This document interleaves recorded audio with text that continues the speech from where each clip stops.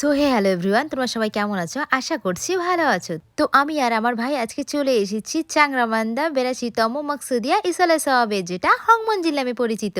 ঢোকার সাথে সাথে উপরে তোমরা দেখে নাও দরবারে মাকসুদ। তো জলসায় আসার পরেই আমার মনে হচ্ছিল যে এবারে মনে হয় একটু ভিড়টা কম, কিন্তু ভিতরে যখন যাচ্ছি তখন দেখতেছি একটু না অনেকটাই ভিড় কম। তারপরে আমার চাচি আম্মা বললো যে আমার কাছে খুচরা টাকা নেই। আমি বললাম তুমি ওই দোকান থেকে খুচরা করে নাও, আর আমি আমার ভাই মিলে যাই মাজার জিয়ারত করে আসি। বলার সাথে সাথে আমি চলে আসলাম মাজারের ভিতরে ঢুকে তো দেখি যে একদমই ফাঁকা, যেটা আমি কোনো বছরে দেখতে পাইনি। এই বছর আমি প্রথমবার দেখলাম যে এত ফাঁকা, জানি না কেন, তবে তোমরা জানলে একটু কমেন্ট করে বলবে। খুব সুন্দর করে জিয়ারত করে প্রত্যেক বছরের নেওয়া এই বছরও আমি আল্লাহর কাছে চাইলাম যাতে আমার বিয়েটা খুব তাড়াতাড়ি হয়, কিন্তু আমার এই ইচ্ছেটা কেন জানি না এক বছরও পূর্ণ হচ্ছে না। এই বছরও আমি করে গেলাম, কিন্তু জানি না পূর্ণ হবে কিনা। ছাড়ো এসব কথা, আমি নিজেকে নিয়ে বেশি ভাবি না, ভাবতেছি তো এই বিষয়টা নিয়ে যে ওয়াজের এখানে লোক নাই কেন। যতবারই এসেছি ততবারই দেখেছি ভিড়, কিন্তু এই বছর আমি ফার্স্ট টাইম দেখলাম যে এত ফাঁকা। আমরা এসেছিলাম 11:30 পৌনে 12টার দিকে, যে টাইমটায় প্রচন্ড ভিড় থাকার কথা, কিন্তু একদমই ভিড় ছিল না। তারপরে আমরা হাঁটতে হাঁটতে একটু মেলার ভিতরে ঢুকে যাই। তারপরে দেখি একটা ঘোড়াটাকে দেখে আমার ভীষণ ভালো লাগে। আমি ভাইকে বলি ভাই গিয়ে ধর, ভাই বলে না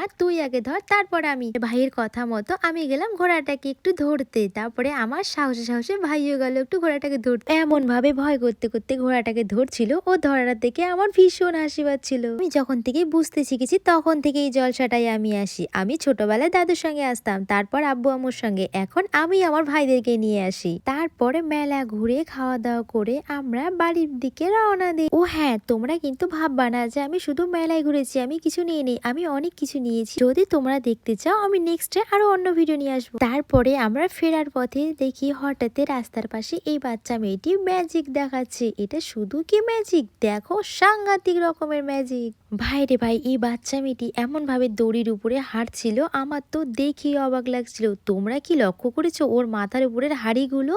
আমি তো ভেবেই অবাক হয়ে যাচ্ছি। আর তোমরা কি দেখতে পাচ্ছ ও জুতো পরে কিভাবে দড়ির সাহায্যে হাঁটতেছে? আমি তো পুরোই অবাক হয়ে গেছি। আবার কেমন ভাবে দোল খাওয়াচ্ছে, বাপরে বাপ। তারপরে এদের মা মেয়ের সার্কাস বলবো না ম্যাজিক বলবো আমি কিছুই বুঝতে পারছি না। এই খেলাটা দেখার পরে ভাইকে বললাম ব্যাগ থেকে 10 টাকা বের করে দে। ভাই আর আমি টাকা বের করে দিয়ে ওখান থেকে জলদি বেরিয়ে আসি।